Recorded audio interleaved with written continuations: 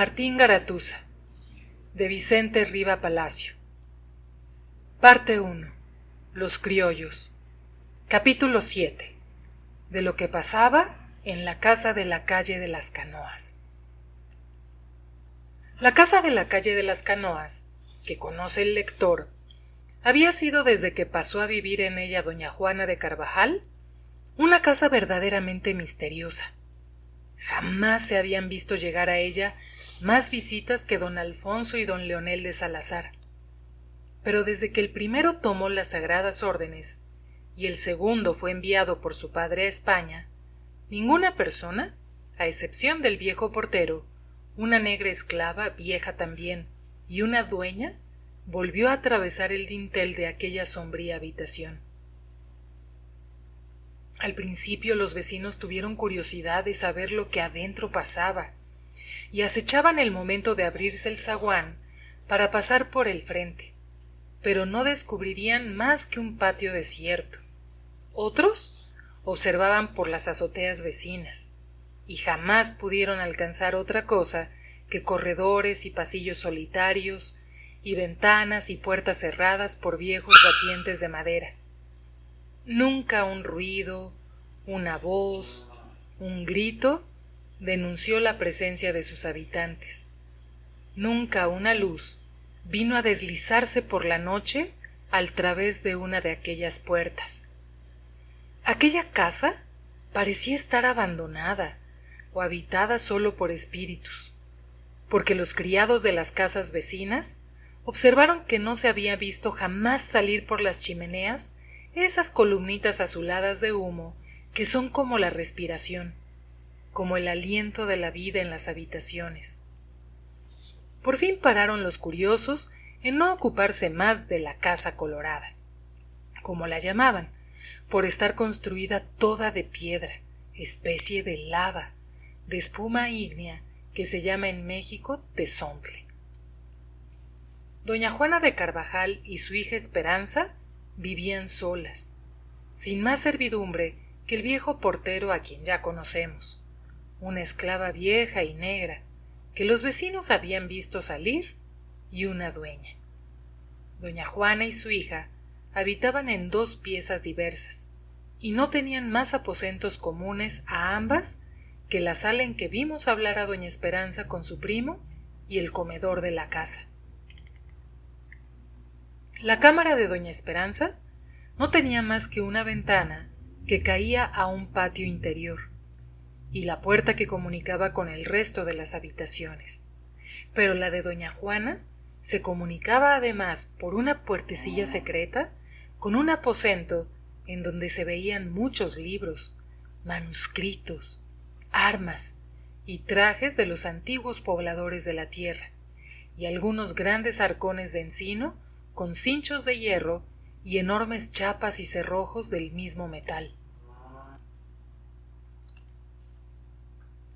A esta especie de museo-biblioteca, Esperanza había penetrado muchas veces, porque allí pasaba doña Juana la mayor parte del día y de la noche, pero Esperanza jamás había pasado de allí, aunque había notado abierta algunas veces una puertecilla que conducía a una parte de la misma casa que no tenía comunicación con el resto de ella, sino por allí. Aquel era el secreto de doña Juana, que no permitía penetrar ni a su hija misma, reprimiendo con una mirada severa la menor muestra que ella daba de curiosidad. Algunas noches, doña Juana se despedía de su hija más temprano de lo que acostumbraba a hacerlo, y entrándose en aquella biblioteca, se encerraba por dentro, y doña Esperanza no volvía a verla hasta el día siguiente a la hora del desayuno. La pobre niña pasaba una vida bien triste, pero estaba resignada, casi siempre sola en aquella casa tan triste, sin mirar siquiera a la calle, sin flores, sin pájaros, sin ninguna de esas cosas que causan el placer de los niños, sin ver más que el cielo azul o nebuloso por encima de los muros de la casa. Doña Esperanza vivió como una flor en un cementerio, sin que nadie admirase su belleza, sin que nadie comprendiera el perfume delicado de su alma. Muy joven, casi niña, amó a su primo don Leonel. Partió éste y su corazón quedóse solo. Pero aquel amor, en vez de extinguirse con los obstáculos, creció en la soledad, y se hizo una necesidad para ella el pensar todos los días en su primo. Y la niña, hecha joven, guardaba con una especie de veneración religiosa ya una flor que le había dado don Leonel, ya un adorno del vestido del joven que se había caído en uno de sus juegos de niños. Doña Juana lo comprendió todo, porque como había dicho a su hija, las madres adivinan, y había puesto todo su empeño en destruir aquel amor, en apagar aquella naciente pasión. Doña Juana amaba a don Leonel como a su hijo. Le parecía valiente, noble, generoso, digno, en fin, de ser el esposo de doña Esperanza. Pero doña Juana guardaba terribles tradiciones de familia que le hacían ver con horror un matrimonio entre Leonel y Esperanza, porque quería ver terminar, acabar su familia, porque su imaginación le presentaba una calamidad cerniéndose siempre sobre su raza y descargando su brazo sin piedad en cada generación. Y a fuerza de súplicas y de razonamientos, había logrado arrancar de su hija la promesa de renunciar al amor de su primo y de no amar jamás a ningún hombre. Doña Esperanza hizo a su madre esa promesa en medio del llanto, porque se arrancaba con ella hasta la última esperanza de felicidad.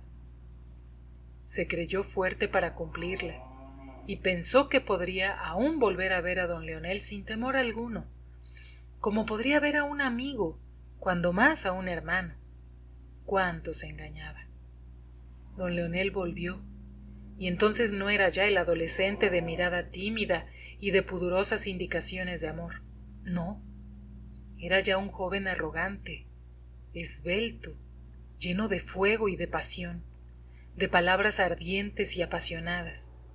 No era el niño que venía a solicitar un amor naciente, era ya el hombre que exigía la correspondencia de una pasión alimentada en la ausencia, nutrida por el infortunio, probada por la constancia. Doña Esperanza quiso resistir aquella fascinación. Quiso hacer creer a don Leonel que todo aquello había sido un juego, una niñería. Quiso fingir que no creía en aquel amor. Pero en el fondo de su alma conoció que aquella pasión existía, que su primo le hablaba con el corazón y con la verdad. Ella le amaba, y en aquellos momentos, y luego cuando doña Juana se retiró y la dejó sola, Esperanza comprendió que su promesa había sido terrible, superior a sus fuerzas, y que no podía cumplirla.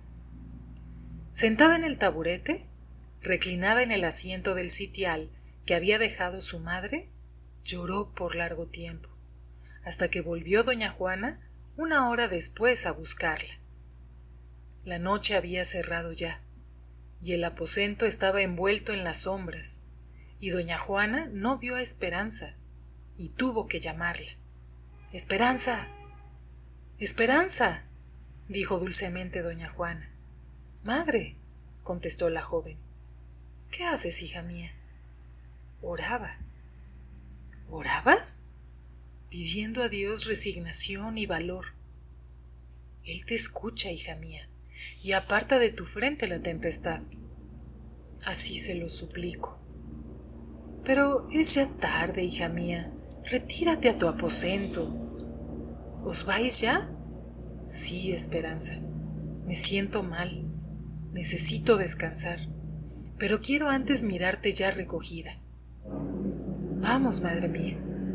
Doña Juana tomó a su hija de una mano, la levantó y al besarle la frente, sintió que lloraba. ¿Lloras, hija mía? No me es posible contenerme. Pobre Esperanza. Lloras hoy para no tener que llorar mañana. Lloras por la pérdida de tus ilusiones, pero no gemirás sobre la deshonra de tus hijos. Doña Esperanza sollozaba en la oscuridad. Vamos, hija mía, dijo doña Juana acariciándola y pasando su brazo por el cuello de su hija. La condujo suavemente hasta su cámara. Adiós, hija mía. Hasta mañana. Dios te haga feliz. Hasta mañana, madre, contestó Esperanza, besándole la mano. Doña Juana salió cerrando la puerta y Esperanza se arrojó sobre su lecho diciendo: qué desgraciada soy. Mi madre tiene razón, pero le amo, le amo.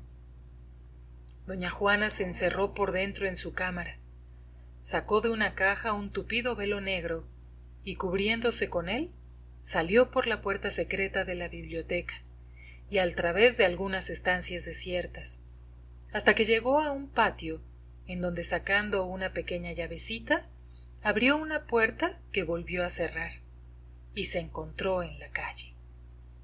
Media hora después, entraba también por una puerta secreta a la casa de la calle Iztapalapa, donde se reunían los conjurados, y aparecía a los dos hermanos en el momento en que don Leonel menos se lo esperaba.